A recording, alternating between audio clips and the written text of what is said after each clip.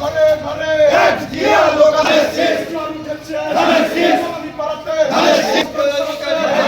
সবাই বলে বাংলাদেশে সবাই বললো মিশে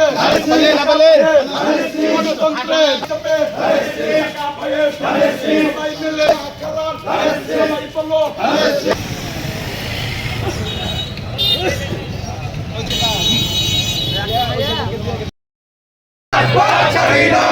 ভাই ভয় নাই ভাই বিসমিল্লাহির রহমানির রহিম। আমরা রাষ্ট্র মেরামতের 31 দফা বিতরণ লক্ষ্যে জনাব ভারপ্রাপ্ত চেয়ারম্যান জনাব তারেক রহমানের নির্দেশে এবং ম্যাডাম বেগম খালেদা জিয়ার নির্দেশে আমরা সারা দেশে এই 31 দফা বাস্তবায়নের জন্য আমরা অক্লান্ত পরিশ্রম করছি এবং লিফলেট বিতরণ করছি।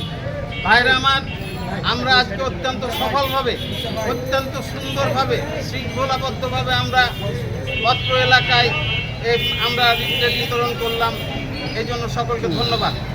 এবং যারা আপনারা আজকে এই কর্মসূচিতে অংশগ্রহণ করেছেন, বিএনপি এবং অঙ্গ সংগঠনের যে নেতৃবৃন্দ এবং কর্মী ভাইরা, সকলকে আমার এবং আমার দলের পক্ষ থেকে আন্তরিক অভিনন্দন জানিয়ে আমি আমার বক্তব্য শেষ করছি।